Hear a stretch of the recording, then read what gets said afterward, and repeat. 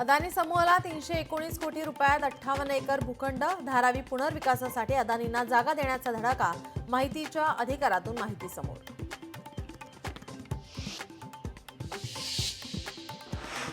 अकोला जिल्ह्यात रोहिंग्यांना जन्म प्रमाणपत्र देण्याचा घोटाळा. भाजपा नेते किरीट सोमय्या यांचा आरोप.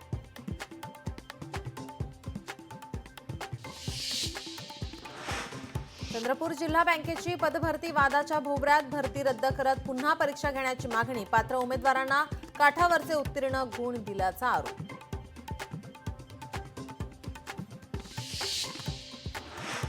पुण्यातील विश्व मराठी संमेलनाच्या पाहुण्यांवर खैरात. दिल्लीतील संमेलनासाठी साहित्यिक आणि श्रोत्यांना सूट नाही. सरकारी पातळीवरील विरोधाभासाची चर्चा.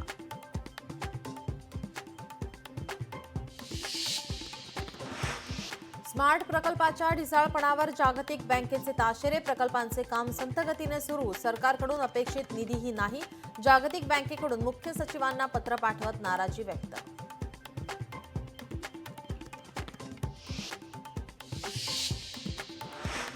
अमरावतीत 41,000 संत्रा उत्पादक शेतकऱ्यांना दिलासा. संत्रा गळतीची मदत अखेर जाहीर. संत्रा उत्पादक शेतकऱ्यांनी उपमुख्यमंत्री अजित पवारांचे मानले आभार.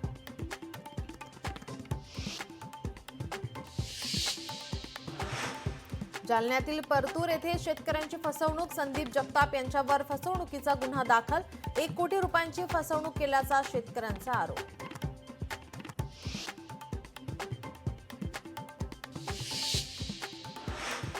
अयोध्येतील राम मंदिर प्राण प्रतिष्ठा सोहळ्याच्या वर्षपूर्ती निमित्ताने काळा राम मंदिरात महाआरती. शिवसेनेचे पदाधिकारी मोठ्या संख्येने उपस्थित.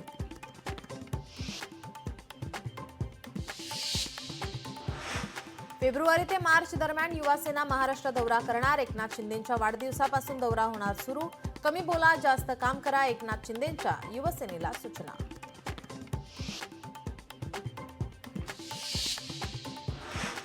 संतोष देशमुख यांच्या हत्येला 41 दिवस पूर्ण. सरकारने तात्काळ विशेष सरकारी वकिलाची नेमणूक करण्याची शिवसेनेचे प्रवक्ते संजीव भोर यांची मागणी.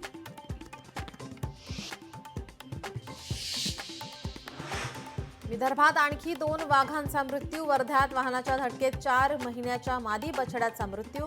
अनेक वाघांचा मृत्यू वनक्षेत्राच्या बाहेर झाल्याचं समोर.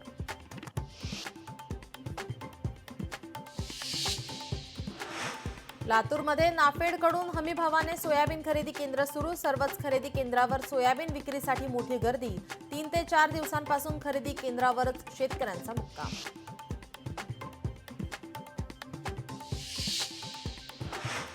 कोल्हापुरात 91 किलो गांजा जप्त. गुन्हे अन्वेषण शाखेकडून गांजा तस्करांचा पर्दाफाश. आरोपींकडून 24 लाखांचा मुद्देमाल जप्त.